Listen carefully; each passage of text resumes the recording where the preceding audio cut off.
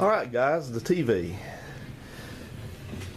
We'll turn this down a little bit so you can hear me talk.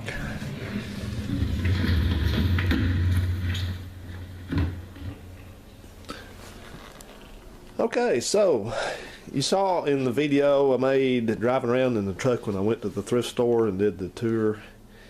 You saw at the very end I had a little teaser of a TV that I bought. And this is what this is. I'm going to turn the overhead light back on again.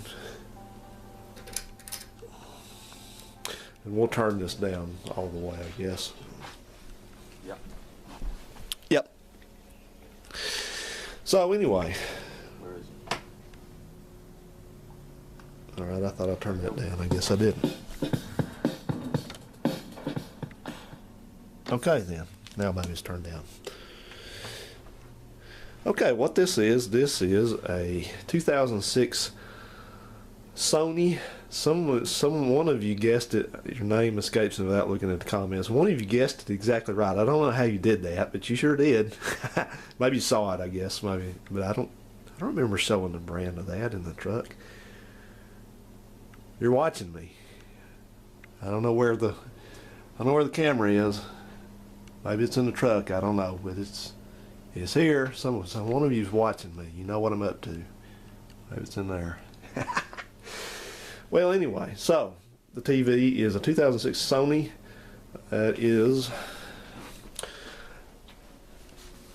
Where's the model number? Model number is here. It's a KDF 46E2000. This is a 46-inch. It looks like a flat screen, and it is really a flat screen, but this is actually probably one of the last rear projection TVs that they made. I think they made them later than this, but this was towards the end of an era. And this is for a thrift store purchase, it wasn't too expensive. It was $80, but knew this was very expensive for a TV because it's fully loaded. It's HDMI, SRS, Dolby. I'm not sure what that says there. That you can read that. It's something digital. And then over here it's HD. It's a HD television. It's 3 LCD. That's to do with the projector part of it. It's what they call the WEGA, the WEGA engine.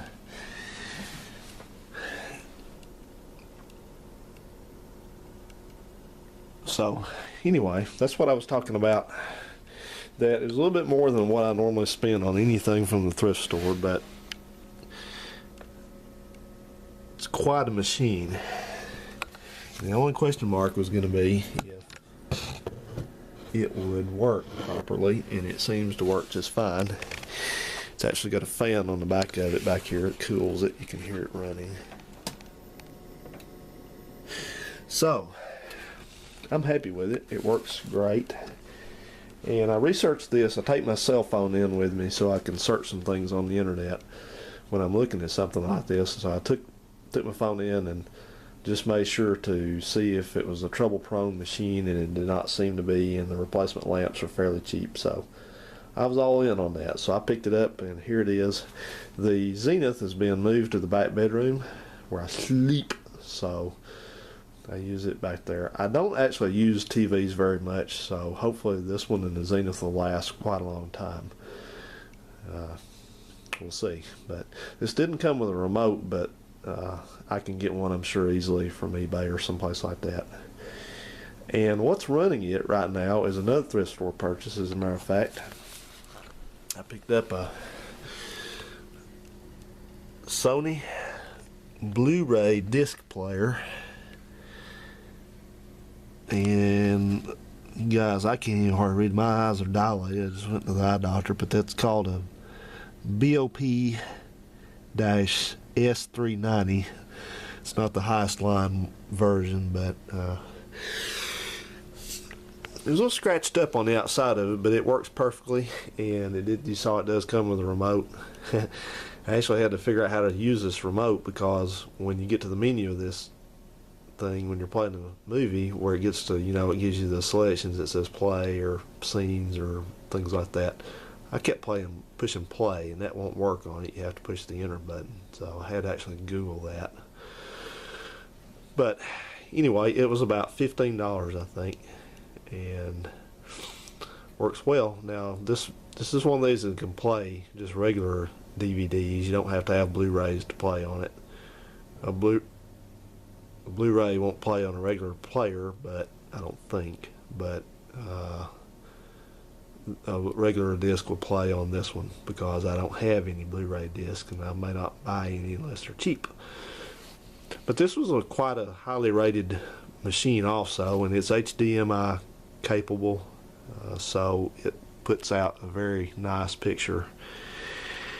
So I'm well pleased with that. It's also Wi-Fi capable, so this whole setup is quite, like I said, it's quite capable for the money I have in it. Less than $100. So, if I went to go buy a brand new DVD player over $100 and one of these comparable television, I'd be up several $100. So, and I've got this running through.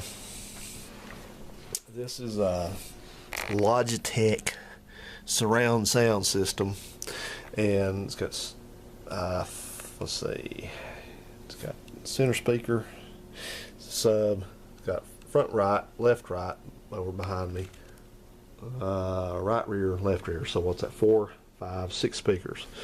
So it's actually intended for a computer, but I'm using it in this application, and it works pretty well. So anyway, that's the TV. And as a bonus, this is another thrift store purchase I made a while back, and this is a Samsung 5-disc. It's like a carousel DVD player. It plays DivX, DTS. It's got all that stuff too, so it's quite capable. HDMI, and etc., etc., etc. iPod, XM, does all that. And it works, but it does not work exactly right, so it's not being used right now, because it tends to be choosy about when it will read a disc. So that is what it is. So I may work on that a little bit, but it was cheap. It was only like $12, I think. So all right then, well, let's look at some other things. So thanks for watching.